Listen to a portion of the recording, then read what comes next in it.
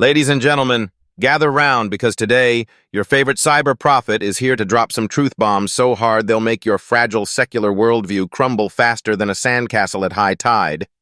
Let's talk about atheism. Ah, yes, the brave intellectual stance of denying God and replacing him with, well, absolutely nothing. Because clearly human beings are just fine wandering aimlessly through life without meaning, purpose, or objective morality, right? Wrong. See, the problem with atheism isn't just that it's intellectually lazy. Oh no, it's far worse than that. Atheism leaves a void, and guess what? That void never stays empty. It's like an abandoned house.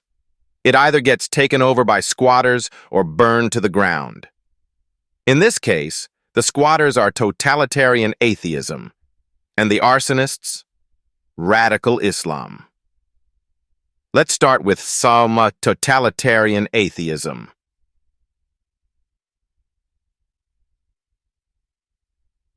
You thought getting rid of God would make you free?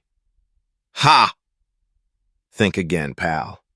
All you did was trade a loving creator for a soulless bureaucracy armed with diversity quotas, censorship bots, and the moral sophistication of a particularly dull hammer. The Soviet Union? Mao's China? These weren't just governments, folks. They were full-blown state religions, complete with sacred texts. Das Kapital, anyone? Saints, shout out to Comrade Lenin, and commandments like, "Thou shalt not have independent thoughts." Today's version isn't much better. We've replaced gulags with cancel culture and 5-year plans with corporate virtue signaling. You don't need secret police anymore when you've got Twitter mobs ready to ruin your life for daring to question the sacred doctrines of the almighty science.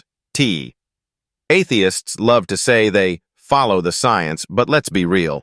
They follow it like a drunk guy stumbling home at 3 a.m. One minute it's trust the experts, and the next it's gender is a social construct, meat is murder, and climate lockdowns are for your own good. Atheism doesn't free you. It just hands the reins over to a new set of high priests in lab coats who decide what you're allowed to think, say, and believe.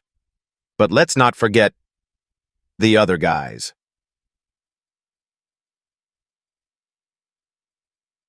If totalitarian atheism is the slow boil, radical Islam is the frying pan to the face.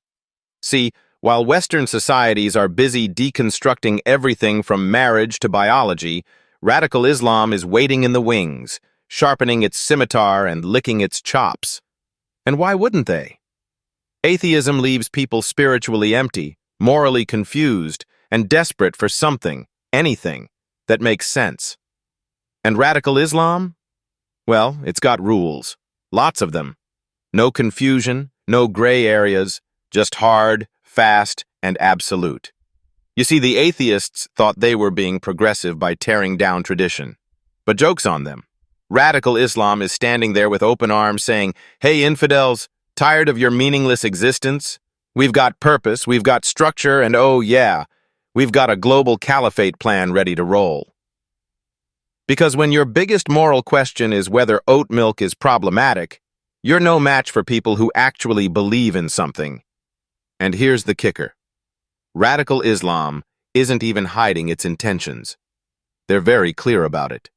Meanwhile, Western atheists are too busy arguing about pronouns and gluten to realize they're about 5 minutes away from waking up under Sharia law. And let's be honest, once the radical Islamists take over, the Atheist Debate Club is going to get real quiet, real fast. Spoiler alert, they're not big fans of lived experience and safe spaces. So here we are, my dear enlightened friends. You threw God out the front door and invited either the thought police or the morality police in through the back. Good job, real smart. The only real solution, of course, is the one you laughed at. The church. Yeah, remember that thing? The one you replaced with self-help books and yoga? Turns out Christianity is the only thing that offers actual freedom. Not the fake, feel-good, do-whatever-you-want kind, but real freedom.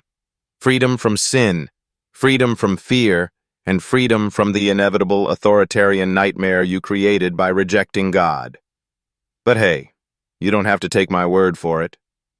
Just sit back, relax, and enjoy watching your secular paradise crumble under the weight of its own contradictions. And when you're tired of the oppression, whether it's the bureaucratic kind or the theocratic kind, you know where to find us. We'll be in church praying for you. Until next time, remember, when you reject God, you don't get nothing. You get something worse.